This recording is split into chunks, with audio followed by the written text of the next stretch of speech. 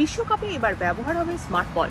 2026 football বিশ্বকাপে প্রথমবার এমন বল ব্যবহার করা হবে যার ভেতরে থাকবে বিশেষ ট্র্যাকিং প্রযুক্তি। অ্যাডিডাস তৈরি নতুন বল ট্রিয়ন্ডার মধ্যে বসানো হয়েছে মোশন সেন্সর চিপ। এই চিপ ম্যাচ চলাকালীন বলের গতি, স্পিন, দিক পরিবর্তন এবং কোন খেলোয়াড় কখন বল ছুঁয়েছেন সেই তথ্য রেকর্ড করবে। এই তথ্য সরাসরি পৌঁছে যাবে ভিএআর এবং স্টেডিয়ামের বিশেষ ক্যামেরা ব্যবস্থার কাছে।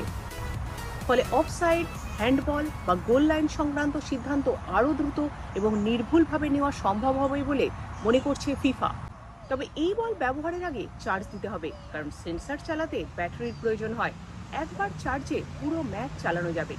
আমেরিকা, কানাডা এবং মেক্সিকোয় আয়োজিত 2026 বিশ্বকাপে এই প্রযুক্তির ব্যবহার করা হবে। ফিফার দাবি, ফুটবল প্রযুক্তির নতুন অধ্যায় শুরু করতে চলেছে এই স্মার্ট ফুটবল।